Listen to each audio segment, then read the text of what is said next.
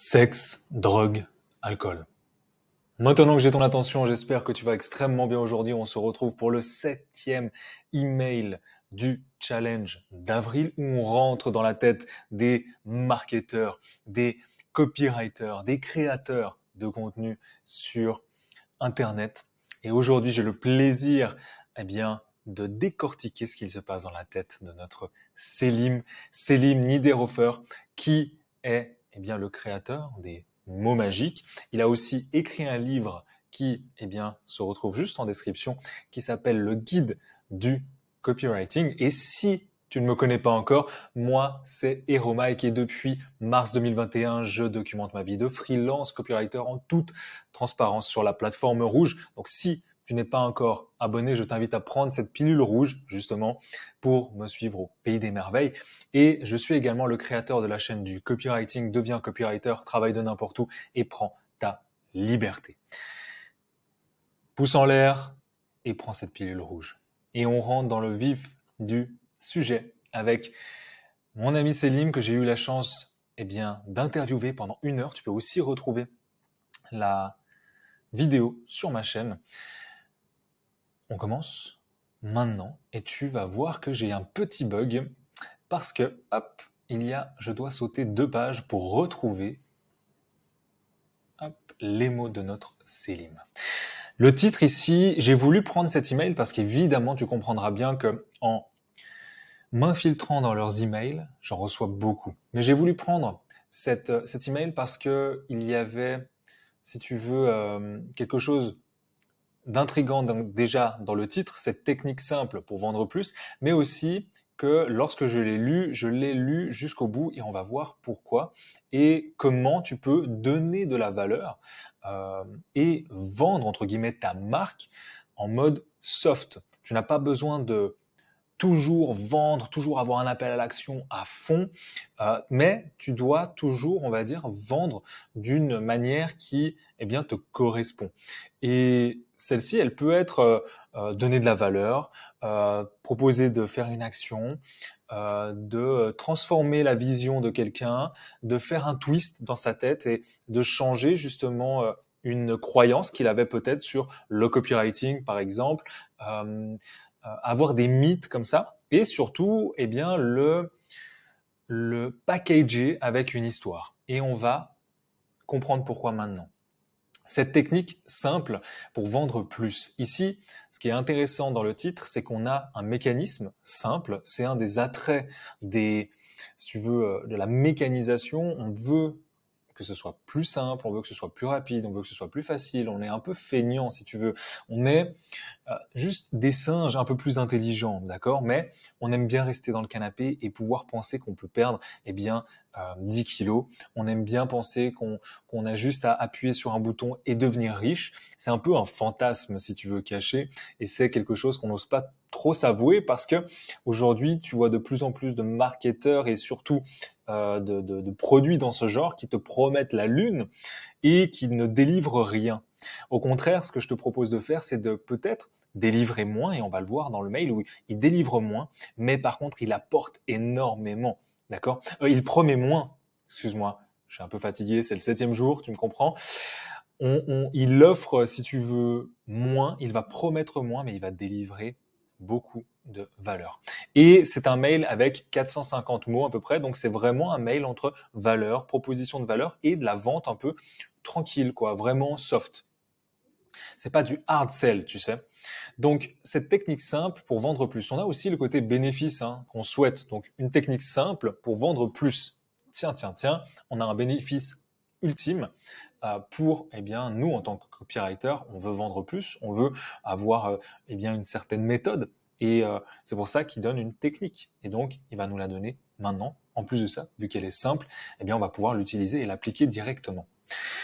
Inspiré par des faits réels et une enfant de 21 mois. J'ai beaucoup aimé cette introduction, ce sous-titre si tu veux, parce que en une phrase, il nous annonce une histoire. Et en plus de ça, cette histoire-là, elle est spécifique. Et ça donne justement plus de poids à tes mots. Lorsque tu vas dire « aujourd'hui, j'ai généré 5000 euros », ça aura toujours moins de poids que « aujourd'hui, j'ai généré 4991 euros ». C'est mental. En fait, c'est mental. Les choses doivent être spécifiques, ultra spécifiques si possible, pour avoir justement beaucoup plus de poids. Évidemment, ce sont des outils que je te donne, mais il y a la bonne manière de les utiliser et il y a une mauvaise manière si tu veux d'utiliser un marteau. Eh bien, tu vas pas planter une, une, une vis, d'accord? C'est pas le bon outil, d'accord? Dans ta caisse à outils du copywriter, c'est pas le bon outil. Pour une vis, tu vas prendre un tournevis. Donc là, c'est la même chose, ultra spécifique, mais on ne va pas mentir. Ça ne sert à rien de penser que c'est un détail en mode ah ok, donc maintenant je peux faire croire tout à n'importe qui en disant que je gagne 999 097 euros à la place d'1 million et je vais être beaucoup plus cru par mes clients, par mes prospects. Ça ne marche pas comme ça. Mais il faut que tu saches que, évidemment, avec plus de détails, avoir plus de détails dans une histoire, premièrement, tu as les protagonistes, mais tu as aussi ce côté ultra spécifique on se dit inconsciemment qu'on ne peut pas inventer cette chose-là. Tandis qu'on peut inventer, ok, je gagne 5 000 euros par mois. Mais inventer 4 991 euros, 10 centimes ou 10 centimes, c'est peu probable. Et donc, tu vas avoir plus tendance à croire cette personne. Hello, how are you? I'm fine, thank you. Ceci était le script répété entre 2 et 4 fois par jour par ma fille. Donc là, il nous donne le contexte de l'histoire et il nous donne les protagonistes très importants. Par ma fille au doorman, donc la personne qui tient la porte, le monsieur qui surveille l'immeuble pendant nos vacances qui s'achèvent à l'instant. Donc il te donne en plus de ça le contexte, il te parle maintenant de lui, donc il te dit où il en est dans sa vie, etc. Et il crée déjà cette connexion-là avec toi donc, en quelques lignes. Donc il décrit le contexte et les protagonistes pour raconter son histoire. Elle lui fait des sourires en permanence dès qu'elle passe la porte. Et quand il n'est pas là parce qu'il patrouille, et elle le recherche du regard et elle est déçue. Ça y est, ils ont noué une vraie relation. Donc là, on a un mot en gras pour attirer l'attention et on a aussi sa leçon du jour. Et c'est cet élément dont je voulais vous parler aujourd'hui, la relation. Nous sommes copywriters, nous sommes vendeurs, ce qui veut dire que nous avons un désir de connaître les autres, de nous intéresser à eux. Donc là, il identifie, donc ce qu'on appelle avec une technique d'identification, ses lecteurs. Nous avons un point commun, d'accord? On se réunit autour du même feu, d'accord? Pour écouter cette même histoire. On est comme ça. D'accord? Nous, les copywriters, les vendeurs, ceux qui aiment la psychologie humaine, ben on aime l'humain, on aime les mots, on aime vendre aussi. Et bien, on désire par ce biais-là, notre désir profond, c'est de connaître les autres, de se mettre vraiment dans leur peau et de nous intéresser à eux. Et donc là, il nous décrit vraiment, on va dire les désirs les plus profonds d'un copywriter. Et donc, je trouvais ça aussi intéressant de le souligner parce que en quelque sorte, là, il dit, rejoignez la tribu entre guillemets. D'accord? Nous sommes des copywriters, nous sommes vendeurs, ce qui veut dire que nous avons un désir de connaître les autres, de nous intéresser à eux. Et donc, par définition, il dit, je suis comme vous, on est ensemble dans cette même aventure. Le client final, bien entendu, mais aussi votre client. Ça, c'est intéressant parce qu'on a le twist. Je l'ai pas noté d'ailleurs. Mais on a le twist ici, parce qu'on pense souvent en fait au client final, et c'est une vérité en tant que freelance copywriter aujourd'hui, moi aussi, je pense souvent au client final. Comment on peut lui vendre ça? Qu'est-ce qu'on peut faire pour améliorer notre offre? Qu'est-ce qu'on peut faire pour lui promettre ça et lui délivrer? Eh bien, on oublie finalement celui qui nous paye. Parce que celui qui nous paye, on pourrait croire que, et ce serait effectivement vrai, que ce sont les clients de notre client qui nous payent, hein, par définition, mais on va dire pour simplifier la chose, c'est quand même notre client, on va dire notre première ligne, le front en fait, vraiment la première, je dirais, relation que tu dois avoir, c'est avec ton premier client ou avec ton client. Et donc ça, il nous le rappelle. Mais aussi votre client, celui qui paye pour les mails, les pages de vente que vous faites et tout le contenu que vous écrivez. C'est très important, on a le twist. N'oubliez pas que nous ne sommes pas que des contrats, des exécutants, des donneurs d'ordre ou des prestataires. Nous sommes des humains avant tout.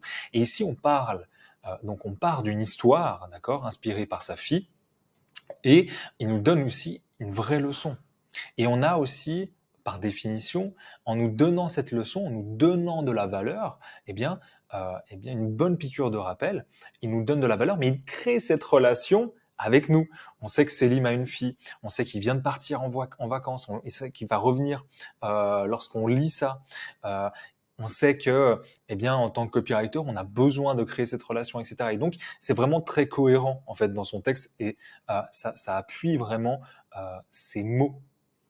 D'accord ? Alors, prenez le temps de réfléchir à la relation que vous entretenez avec vos clients.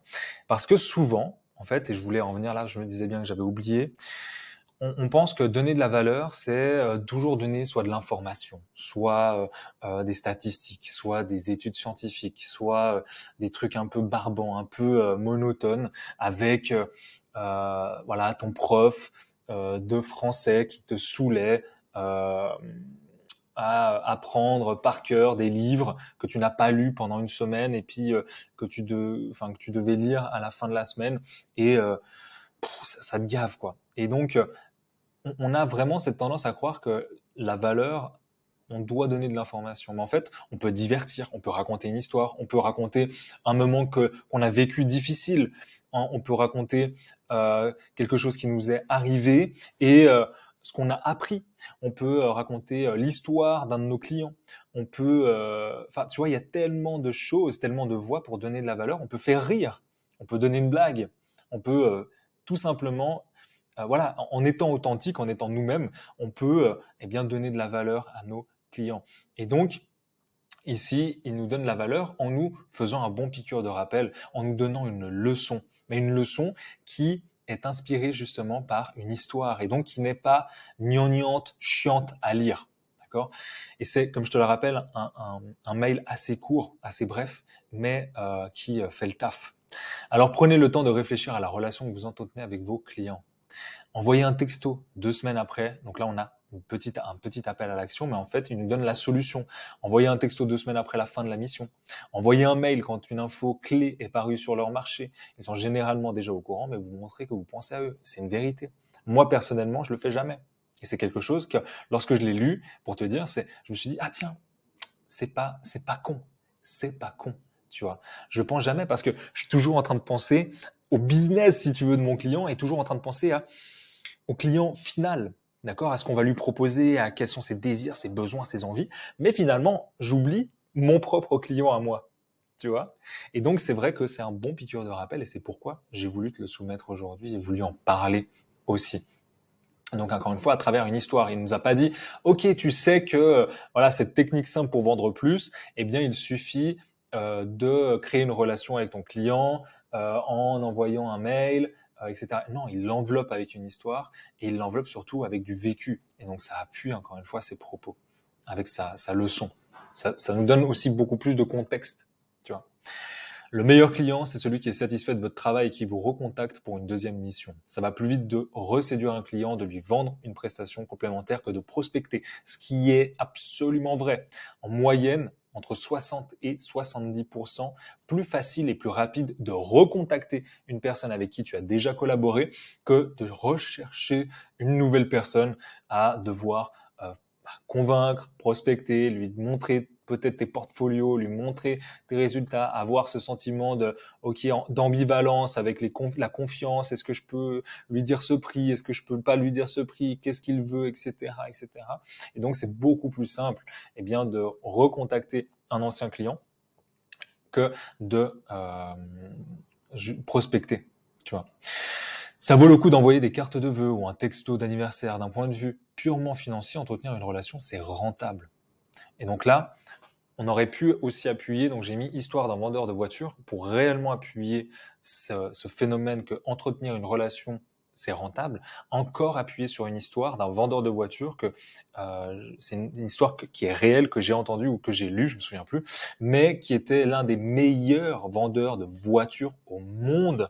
Et pourquoi ? Parce que chaque année, chaque anniversaire, chaque fête, si tu veux, il envoyait une carte postale à ses clients pour leur dire, écoutez, je suis toujours à votre écoute, sachez que vous êtes les bienvenus ici, je suis votre ami et je pense fort à vous, passez une excellente journée, etc. Juste des mots simples, juste un contact comme ça, en entretenant la relation, ses clients revenaient, ses clients disaient à d'autres personnes dans leur entourage, mais ce mec-là, ce vendeur de voitures, il pense vraiment à nous, c'est vraiment quelqu'un qui n'est pas là juste pour nous vendre quelque chose, mais pour créer, pour nous apporter quelque chose, en ayant en fait cette relation-là, en sachant qu'on est humain, en se rappelant de ça, et eh bien il a fait fortune, mais tout simplement avec un hack, mais très simple, et comme il l'a expliqué, tu vois. Essayez de faire cet effort parce que nous ne sommes pas que des créateurs d'émotions, mais aussi des relations. Et là aussi, ça change ton mindset. En lisant ce mail en tant que copywriter, euh, aujourd'hui freelance moi, mais aussi peut-être toi qui me regardes, tu sais que c'est aussi important en fait d'entretenir une relation avec ton client, ton premier client, ton premier contact si tu veux, dans le business.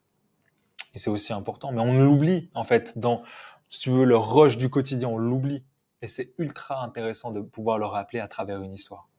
Même si elles sont éphémères, comme, et là il rappelle, hop, sa petite histoire, comme Alma nous donne en plus de ça le nom de sa fille et le gardien de l'immeuble. Donc encore une fois, on lie cette relation-là avec Céline. Ça me rappelle les amis à usage unique de Tyler Durden dans Fight Club. Et ce n'est pas pour rien qu'il dit ça, parce qu'encore une fois, inconsciemment, il te donne des éléments de ce qu'il aime.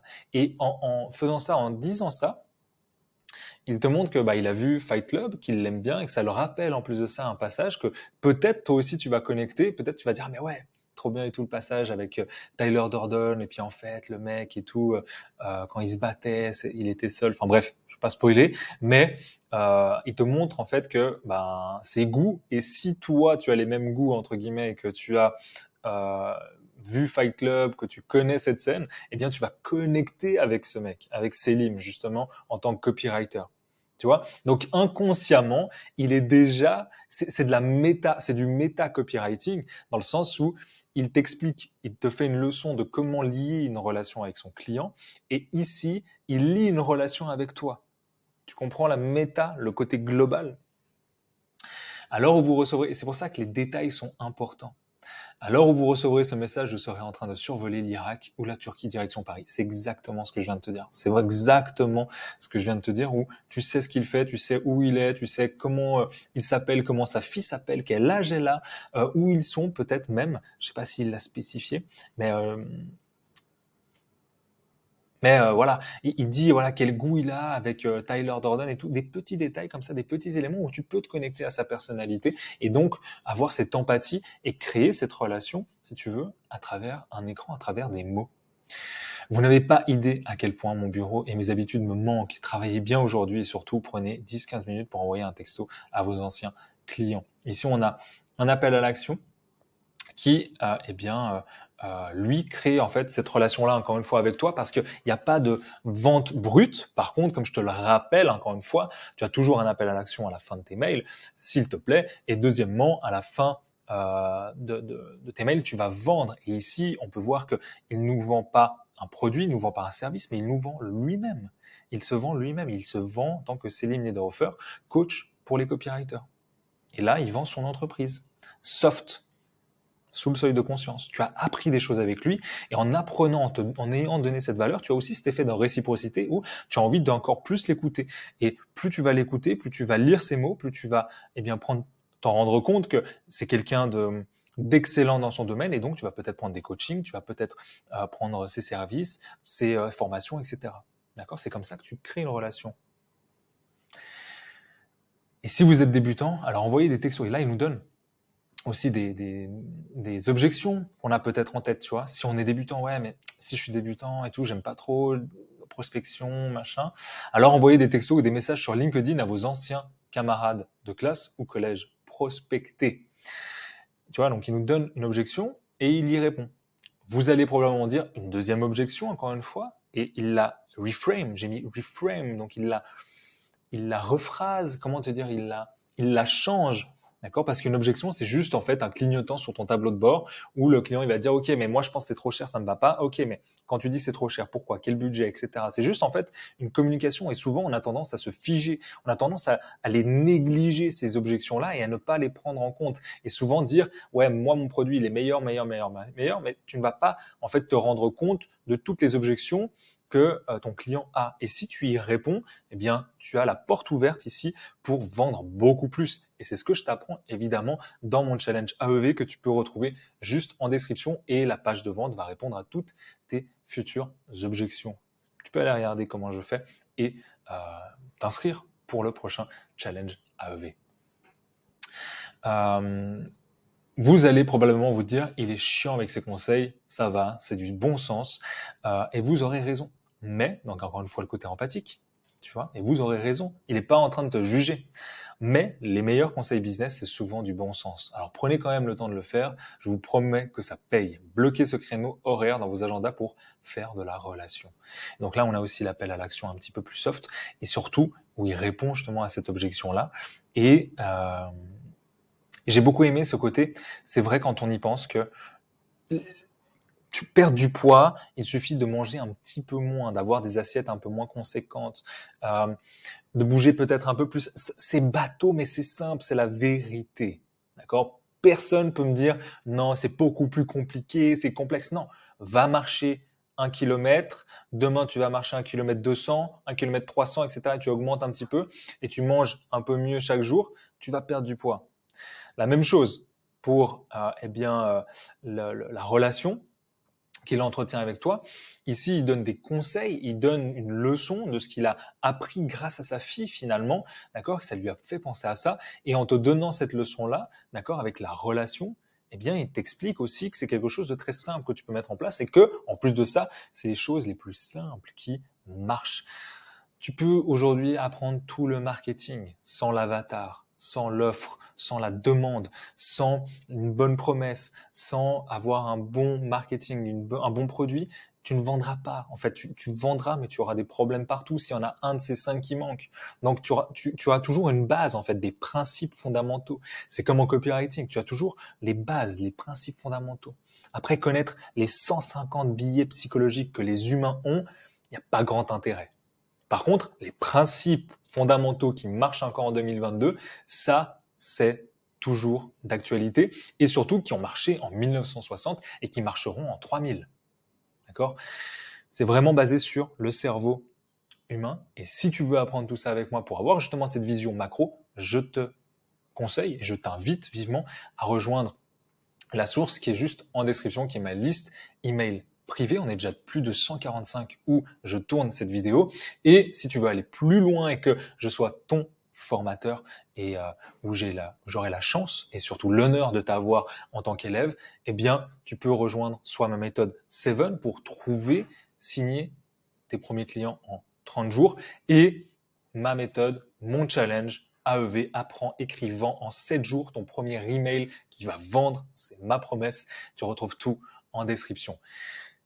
Un petit mail, 20 minutes, avec quelques leçons par-ci par-là, une histoire, des twists, et comme je te l'ai expliqué, vraiment de la valeur en fait, en étant divertissant, en racontant une histoire un peu soft. Vraiment, le mot qui va ressortir de ce mail, c'est soft, c'est cool, je t'apprends quelque chose, mais ça ne va pas être chiant, premièrement. Ça va être en plus de ça issu de ma propre histoire personnelle. Et en plus de ça, ça va t'aider toi dans ton business. On a vraiment le trio idéal pour donner, propager, transmettre de la valeur dans nos mails et surtout lier cette relation-là qu'on veut avec nos inscrits. Je te dis moi pour le challenge numéro 8, donc à demain, tout simplement. Si ça t'a plu, rappelle-toi que tu peux laisser un pouce en l'air et surtout, j'allais dire t'abonner, mais prendre cette pilule rouge pour me suivre au Pays des Merveilles. Je t'attends. Clique. À demain.